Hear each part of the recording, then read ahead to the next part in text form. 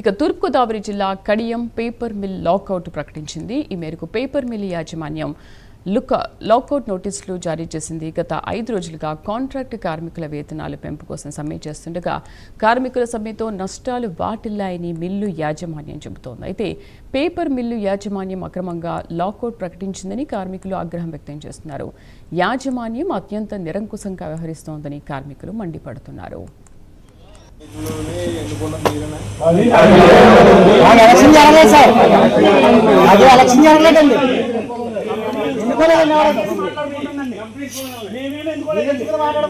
ఒక్కళ్ళు ఎందుకున్నారని చెప్పించండి మా వాళ్ళ చేత.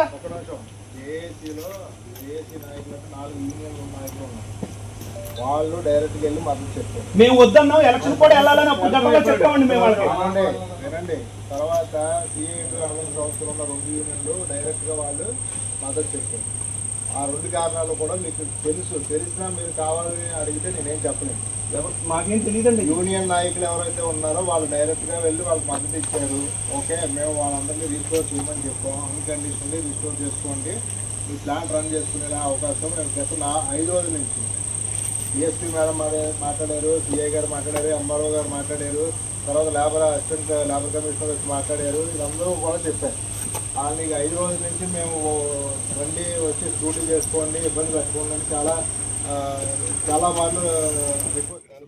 దాంట్లో ఒకటి ఆ మధ్య కాలంలో ఏం చేశారు, స్కిల్ కావాలని చెప్పి మొదలుపెట్టి కొంతమంది తగ్గిస్తుంటే అది కాదు, అట్లా కాదు, సీనియారిటీ అని కావాలంటే ఫ్యామిలీ స్కీమ్ పెట్టాం.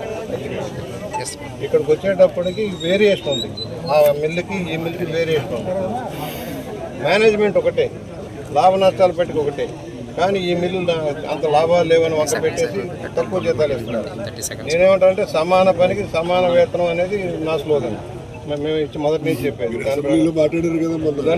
దాంట్లో ఒకటి ఆ మధ్య కాలంలో ఏం చేశారు, స్కిల్ కావాలని చెప్పి మొదలుపెట్టి కొంతమంది తగ్గిస్తారు. తూర్పుగోదావరి జిల్లా కడియం పేపర్ మిల్ లాకౌట్ ప్రకటించింది. మేరకు పేపర్ మిల్ యాజమాన్యం లాకౌట్ నోటీసులు జారీ చేసింది. గత 5 రోజులుగా కాంట్రాక్ట్ కార్మికుల వేతనాలు పెంపు కోసం సమ్మె చేస్తుండగా కార్మికుల సమ్మెతో నష్టాలు వాటిల్లాయని మిల్లు యాజమాన్యం చెబుతోంది. మా కరెస్పాండెంట్ శ్రీరామ్మూర్తి పూర్తి సమాచారం అందిస్తారు. శ్రీరామ్మూర్తి, అసలు కార్మికులకున్న డిమాండ్లేంటి, వాళ్ళ కష్టాలేంటి, యాజమాన్యం ఏమంటోంది? శ్రీదేవి, ఏదైతే తూర్పుగోదావరి జిల్లా కడియంలోని ఆంధ్ర పేపర్ మిల్లు ఒక విభాగం పనిచేస్తుంది. ఇక్కడ ఇది చాలా కాలంగా ఈ పేపర్ మిల్ నడుస్తున్న పరిస్థితి ఉంది. అయితే ఇక్కడ దాదాపుగా 800కు పైగా కాంట్రాక్ట్ కార్మికులు ఉన్నారు. 450 మంది వరకు పర్మనెంట్ కార్మికులు ఉన్నారు. అయితే కాంట్రాక్ట్ కార్మికులు తమ జీతాలు పెంచాలని చెప్పేసి డిమాండ్ చేస్తూ కొద్ది రోజులుగా ఆ యాజమాన్యానికి నోటీసులు ఇస్తూ వస్తున్నారు.